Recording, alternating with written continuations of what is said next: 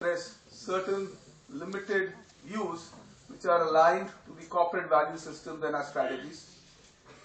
And these kinds of conferences allow us to express our own personal opinions and ideas, and also allows us to get new views and ideas, and that collaboration keeps us ticking.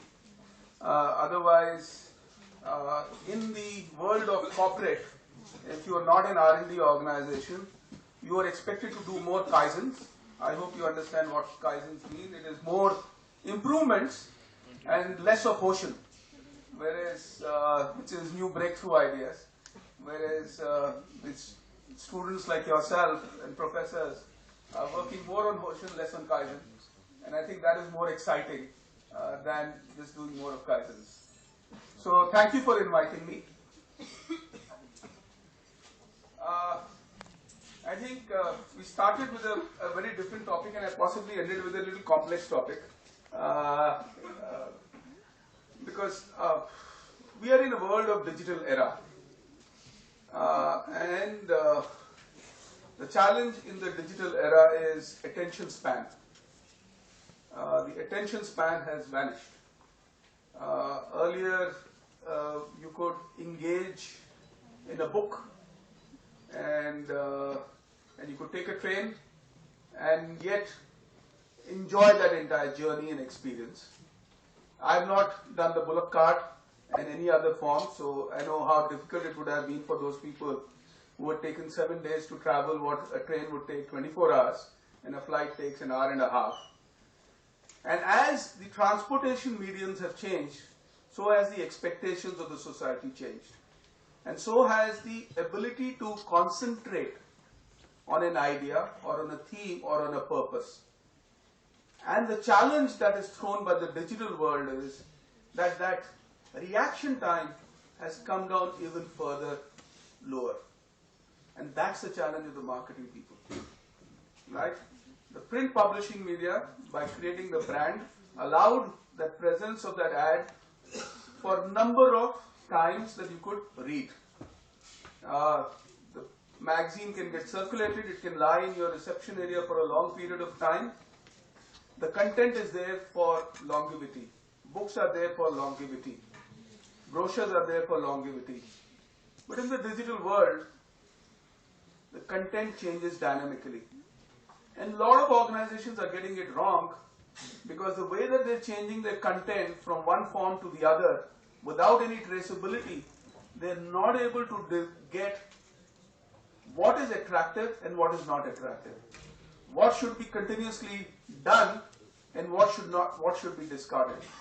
So the trending, as the young students will understand, trending is a feature in digital world that we need to understand better.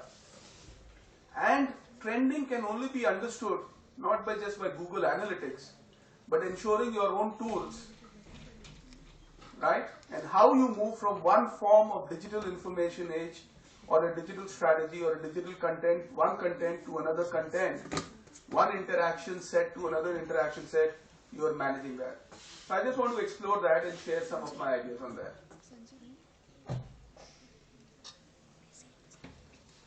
The challenge, why social? So I do at this point of time would like to see some hands getting raised and expressing their views. Why social? Anyone? Why social?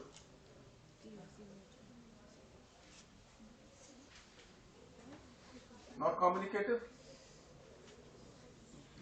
Why social? As the name suggests, social, so everyone is connected with it. So we can have interaction, we can have suggestion advice through that medium. So the word social itself suggests that it is a global pool and everyone has connected. Okay. Sure. Because in today's scenario, when we talk of business or any sort of organization, we can't take just one perspective, because as in today's conference, you are talking about two-way interaction. So that's the requirement of today's business. We need to interact with society where we are actually existing. Okay. Sure. Go ahead. It's the era that we live in, social. The world is social. Okay. let me elaborate on what she said. We have been, as a society, talking of that the world is shrinking. The digital age is dividing the boundaries, is doing away with the geographical boundaries that the countries have created, right? The time space of product launches has been coming down, right? The distances are becoming shorter. Travel time is becoming shorter. In a human mind, which is very creative, is very, very interactive, demands attention, demands communication, the world of social is nothing but a way of extending your outreach. Extending your outreach and being able to remain ever connected in an era of digital world. So, in the earlier worlds of era, you had times for your professional life and times for your social life, right? The world social today, why it is becoming so empowering is that you remain connected as a society, as a community, as a group of friends, or as groups that you may create, or for a cause, all the time. And that's the challenge that social is creating, right? That you are connected all the time and every time. The advantage of this is that there is benefits, but we must start exploring the disadvantages as well. So let me share with you the challenge. You recognize this picture? Anyone? Yeah, Arab Spring, right? But this could be Tahrir Square as well. This is Tahrir Square, but this could be Taksim Square as well, right? This could be the Jantar Mantar as well. Anything. But you know who was behind how this build-up took place? Did use social media. Yeah, you are right. The social media was used. But there was a product manager or a marketing manager in Google who was ensuring, right, that the groups were getting created and connected. Now imagine if you are the president of Egypt and you have a creative mind sitting in US who works for a corporate firm called Google.com who's pushing the content, right? Who are you up against? You have a set of army and resources with you. You have a geographic constraint. This person is sitting out there and connecting the blogs and getting people excited, working for a cause. Who's going to win? And who won? The president lost. Right? So there is a challenge that we've not yet understood and been able to express, that the authoritarian kind of method of working, right, will get challenged out there through social. And this challenge could come from someone you did not even assume that it was competitive. So in the era of corporates, in the digital world, the challenge is they do not know who their competition is. So in the 1990s, in IT, we believed IBM was the bellwether company. IBM, HP, EDS were the bellwether companies. In 2000, it was a Microsoft era. 1990s and 2000 was a Microsoft era. Today, it is Facebook, it is Google, right? Where were these companies in 1980? And how, as professors and we as corporate leaders, right, tell you what strategy to follow? How to plot and defend against these startups which have become large brands by themselves. That's the challenge this digital world and this social world faces with. And that's not just a challenge, it's a great opportunity.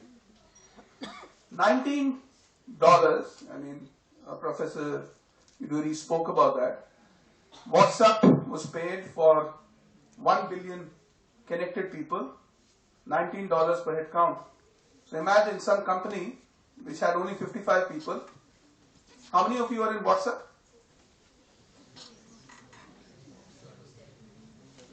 Imagine you created $19 for them and you even got a cent. Right? That's the challenge. Okay? But why did Facebook buy WhatsApp? Any views? So, due to WhatsApp, Facebook is losing its presence in the market. WhatsApp is capturing their market still. Okay? Good point. So there is a guy in South Appa and he made a product like a papaya conditioner and he captured that 2 lakh orders from Facebook and he wants to deal with WhatsApp also. So there is a threat with WhatsApp. So he buy the product. Okay, the girl behind. Sir, it's said that WhatsApp is the largest country in the world right now. And why Facebook acquired WhatsApp is just because that he wanted a different country is being set up by WhatsApp and Facebook is already there. So as a very strong competitor, that's why Facebook acquired WhatsApp. So basically blocking the way of other intents to come. Okay, good. So I think there are many theories. Since we did not acquire it, we can and we were not in the boardroom. And whenever the management books are written, and whenever the boardroom of Facebook will want to say whatever they want to say, right? But the reality could be only two counts, right? They're killing competition or they're buying the market. There are only two strategies that will be working. To kill the competition or buy a new marketplace.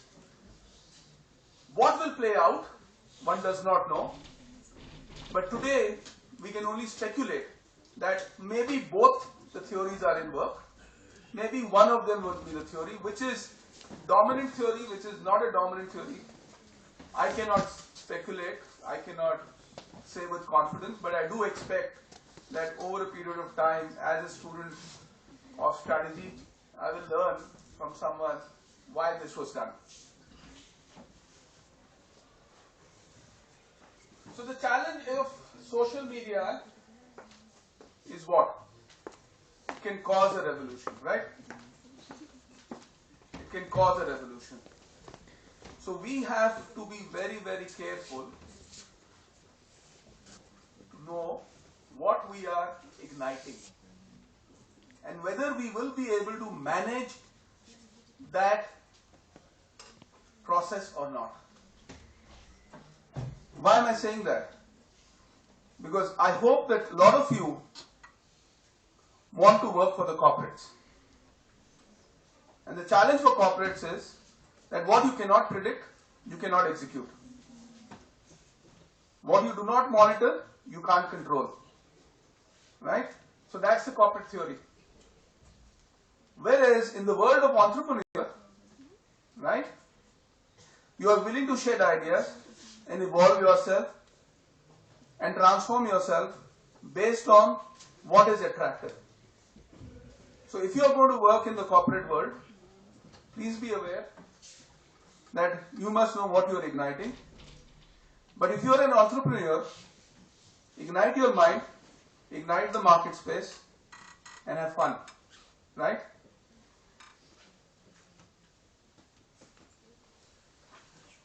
Interesting statistics. What is, I'm not a follower of Lady Gaga and I think she's the worst dressed female on the planet Earth. Right? But my daughter and my son do talk about them, so I said I'm coming to face a set of students. Must at least bring in something that they engage with. So, did some research and quite amazed how a person who's been a school dropout has engaged and built a brand on social, right, which all others others have failed. And she's connected with these 4 principles of social. And I thought I'll summarize that for you guys. Right? Emotions. She's played with the emotions of her